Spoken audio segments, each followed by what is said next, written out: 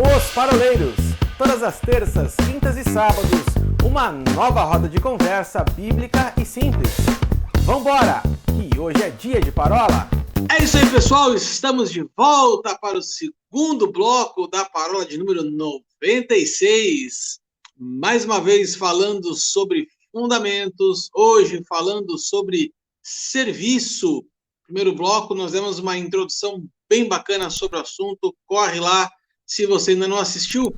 E para a gente começar esse segundo bloco, eu quero tratar um assunto com vocês. A gente falou a respeito dos dons, ministérios, ofícios, tudo que aponta para o outro, a unção aponta para o outro.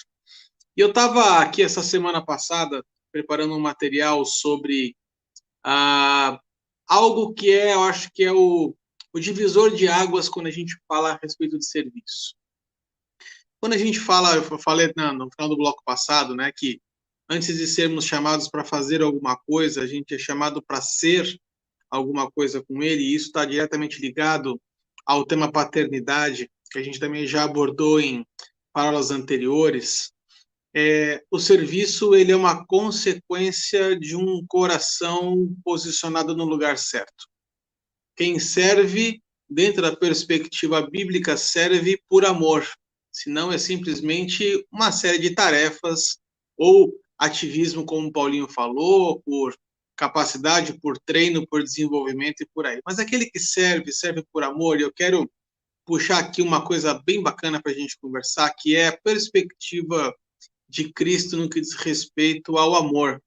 Eu estava preparando um material aqui para um curso, e aí eu me deparei com uma reflexão que ele fala a respeito de 3 formas de amor. E aí a gente muitas vezes já escutou falar a respeito disso. Se você vai pegar aquele diálogo de Jesus com Pedro, quando ele fala, Pedro, tu me amas, e a gente já entendeu no grego que existe uma diferenciação, porque no português há uma palavra única para amor, mas no grego existe mais de uma palavra que fala a respeito de amor e define amor. Eu vou rapidamente falar de 3 formas, e aí vocês vão entender quando a gente fala de serviço na perspectiva de um coração colocado no lugar correto.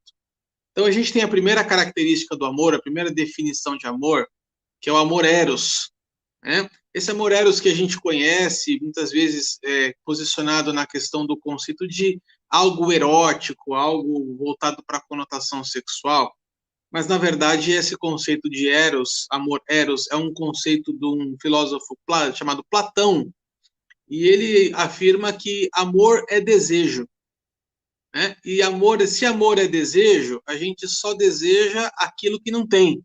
E a partir do momento que a gente conquista o que a gente não tem, a gente passa automaticamente a não amar mais aquilo. Quantas vezes, por exemplo, Paulinho aqui que tem criança, eu que tenho criança, já vivemos a experiência de ter os nossos filhos com a cara grudada na vitrine, pedindo, pai, eu quero um brinquedo que está ali dentro. Ele fala 1, fala 2, fala 3, fala 5 vezes, e a gente vem com aquela frasezinha, na volta a gente compra, né? Mesmo sabendo que não vai, né? Mas é incrível, cara. Basta você dar aquele brinquedo para a criança que automaticamente ele é jogado no baú com outros brinquedos igualmente esquecidos. E por que isso acontece? Porque é um amor baseado na falta, naquilo que não se tem. Ou seja, eu amo aquilo que eu não tenho. Então perceba que dentro do conceito de amor eros, o foco do amor sou eu. Então é aquilo que me falta. Ok? Vamos então passar para um segundo estágio do amor, que é um amor aristotélico, que é falado a respeito do filósofo Aristóteles, que ele vai falar que é o amor filia, que é um amor que se designa dizendo que o amor não é mais desejo, ou seja, por aquilo que não se tem, mas o amor agora é alegria. Então, eu amo aquilo que agora eu passo a ter. Então, eu amo tudo aquilo que me contenta. Eu amo tudo aquilo que me alegra. Então, automaticamente, eu passo a me desviar, passo a tentar fazer manobras para que eu não cruze situações que não me alegram. E aí, como é que a gente faz para amar aquilo que contraria a gente o tempo inteiro? Né? Então, se por uma vez o amor eros é o amor do que falta, e o amor filia é amor por aquilo que é amor, é alegria, o foco do amor filia continua sendo eu, porque é aquilo que me alegra, é aquilo que me falta dentro do amor eros. Saindo do conceito de Platão, passando pelo conceito de Aristóteles, Jesus vem trazer uma nova realidade a respeito de amor, que é o amor ágape. E aí esse amor ágape, por sua vez, ele tira o centro gravitacional do amor de mim e coloca em direção ao próximo. Ou seja, o amor que Cristo apresenta é necessariamente um amor onde o foco é o outro. E nós vamos ver isso muito claro, que o amor de Deus ele é sempre focado no outro. E se você pegar em João 3,16, vai falar assim, porque Deus amou o mundo de tal maneira que deu o seu Filho unigênito para que todo aquele que nele crê não pereça, mas tenha vida eterna. Se nós vamos fazer uma análise mais profunda dessa frase, a gente vai perceber que o foco do amor de Deus não é ele mesmo nem Cristo. O foco do amor de Deus é o mundo. Porque Deus amou o mundo de tal maneira que ele fez o quê? Ele serviu, ele se disponibilizou para que o mundo fosse salvo. Ele se colocou numa condição de serviço, de disponibilidade, por quê?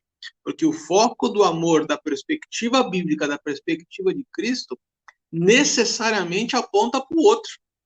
Então, aquele que ama na perspectiva de Deus, necessariamente desenvolve uma atitude de serviço, porque o crente não vive para si mesmo.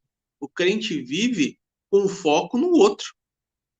Aqui muda toda a figura. Então, a gente mostra aqui que o posicionamento do coração, dentro de uma perspectiva de amor ágape, ele necessariamente tem que apontar para o outro. Então, se você ama no formato bíblico, obviamente, o serviço passa a ser uma consequência natural daquilo. E aí eu quero trazer um ponto de reflexão para a gente, Paulinho, falando um pouquinho, puxando a sua fala do primeiro bloco. Muitas vezes a gente é doutrinado errado no que diz respeito de que primeiro a gente faz para depois desenvolver amor. Então a gente faz tanto uma coisa que a gente ama aquela atividade ou ama a igreja porque eu sirvo lá. Não. A ordem correta seria primeiro você ama. E porque você ama, então depois você serve. Podemos dar uma sequência aqui? O que vocês acham? O amor, ele é... A palavra diz que o amor é o vínculo da perfeição. Quando fala-se de vínculo, está falando que o amor é aquilo que liga pessoas, né? É lindo o começo, por exemplo, do episódio da mesa da última ceia, que já foi citado aqui. Porque o primeiro versículo diz assim, Jesus, tendo amado seus discípulos, amou-os até o fim, né? Esse é o primeiro versículo do primeiro capítulo da mesa, mas lá no último capítulo, capítulo 17 de João, no versículo 19, a palavra diz assim, Jesus orando, né, oração sacerdotal, ele diz assim, é por eles que eu me santifico, né? Jesus fala acerca do motivo da sua santificação, do motivo da sua ligação com o Pai. Ele diz o motivo da minha ligação com o Pai, né, aquilo que me torna um ministro, aquilo que me torna o que eu sou, né, e que justifica o que eu faço, né, o que o Arthur falou no primeiro bloco, achei tremendo, né, o propósito do Senhor não é que eu faça, mas que eu seja, né, e pelo que eu sou, aí sim eu vou produzir alguma coisa. E Jesus diz, olha, o motivo de eu me santificar, de eu me alinhar com o propósito que o Pai tem para minha vida, é o outro, né? Eu me santifico por eles. E aí, ó, muito rapidamente, deixa eu fazer uma relação dos dons, né? A gente está falando de serviço, deixa eu fazer uma relação dos dons que estão, Arthur e Will, listados em Romanos 12, né, de 4 a 8, e 1 Coríntios 12, de 7 a 10. Né? Eu vou citar só os dons, eu não vou ler o texto, até para a gente ser rápido e eu ser justo com o Will e dar um tempo bacana para ele. Mas lá em 1 Coríntios capítulo 12, vou começar por 1 Coríntios, que tem 9 dos 10 dons espirituais que eu encontro no Novo Testamento. 1 Coríntios capítulo 12, a palavra fala acerca de palavra de sabedoria. Se a gente for pegar os correspondentes a esse dom lá em Romanos, palavra vai estar falando de exortação ou de presidência, né? Os motivos dessas relações, quando eu tiver coragem de mandar o meu livro para o Arthur editar sobre os dons do Espírito Santo, aí vocês vão saber o porquê essas relações que eu estou fazendo, tá? Mas equivalente à palavra de sabedoria de 1 Coríntios 12, exortação e presidência lá em Romanos 12. Palavra de sabedoria, exortação, presidência diz respeito a quem? A mim ou ao outro? Né? Diz respeito a quem exerce ou a quem é alvo de quem exerce? Diz respeito ao outro. Né?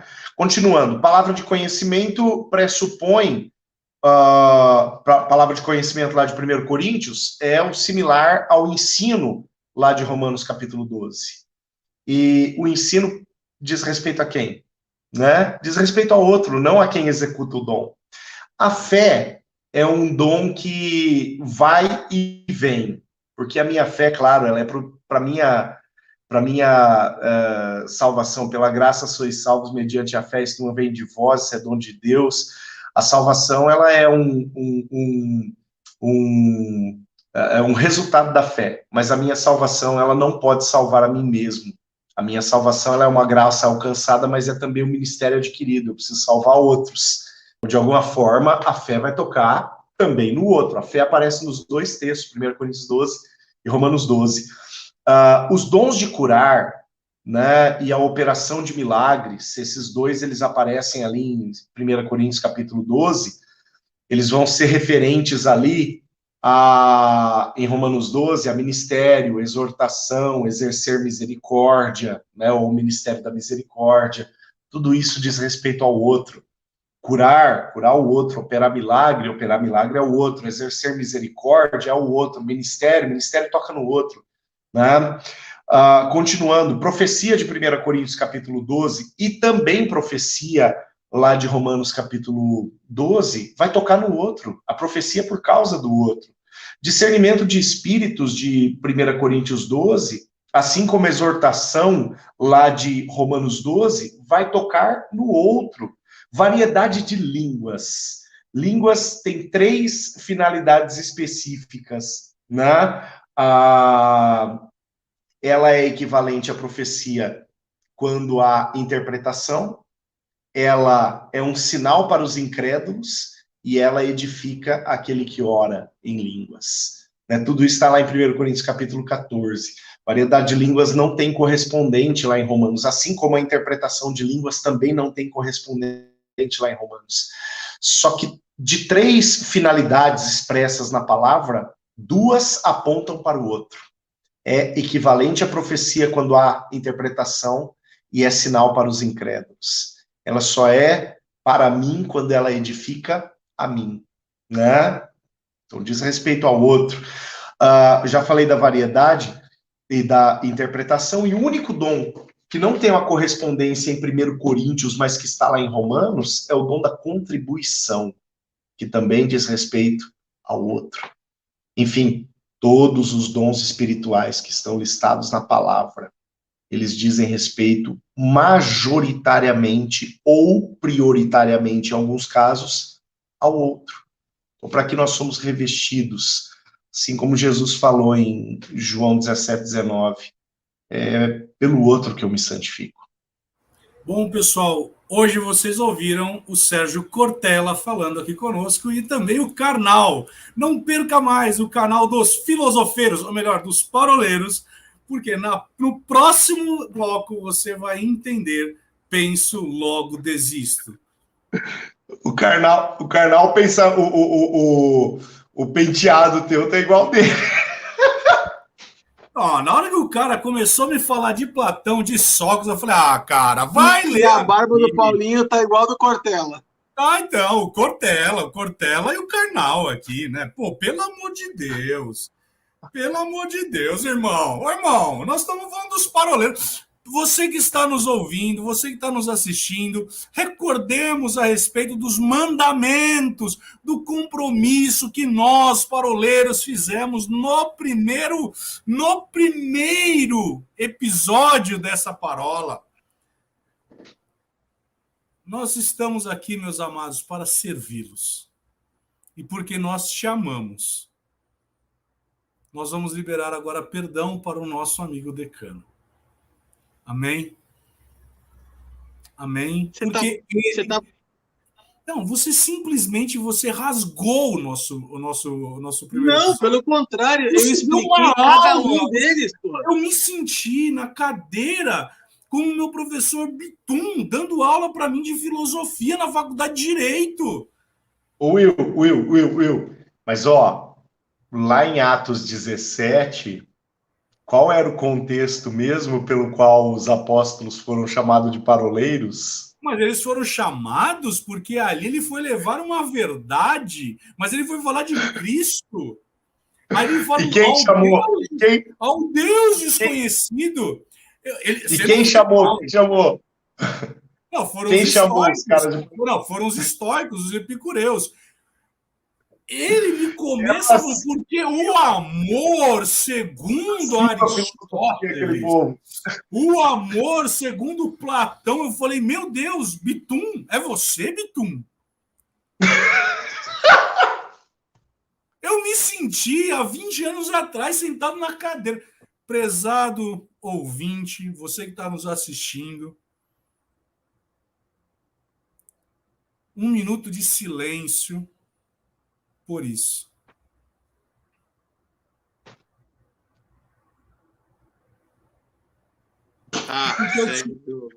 E porque eu te amo, Arthur.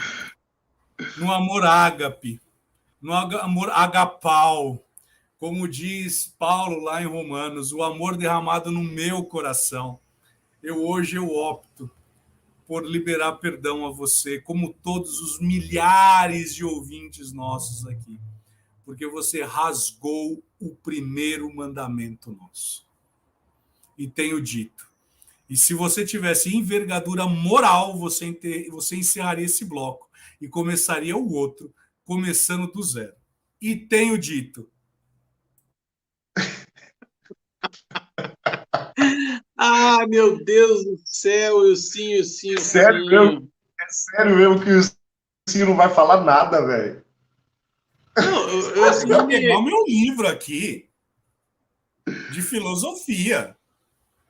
Mas veja bem, se a gente não consegue entender o conceito de Cristo no que diz respeito ao amor, comparado aos conceitos incompletos anteriores, ele continua.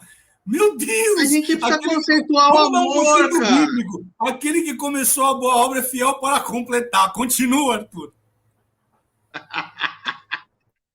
Ó, vamos fazer o seguinte, então. O Wilson agora vai lá tomar as gotinhas de Rivotril dele agora, para ele ficar mais tranquilo, mais calminho. Né? Então, vamos dar uma pausa aqui nesse segundo bloco da Parábola 96. Não, porque René Descartes disse... Porque se você ficou curioso um pouquinho mais a respeito dessas formas de amor, dá uma pesquisada lá no Google, tá lá para isso, vai ser bem bacana. O importante é você entender a seguinte coisa: o amor de Cristo foca o outro. E se você é um imitador de Cristo, você vai imitar os passos de Cristo. Aliás, no terceiro bloco, nós vamos falar a respeito da imitação de Cristo dentro do serviço. Eu espero você no próximo sábado para a gente continuar essa roda de parola incrível e, por que não, filosófica. Até mais. Tchau, tchau. Assista-nos na TV Cultura, junto com Café com Filosófico. Só sei que nada sei. Penso, logo desisto.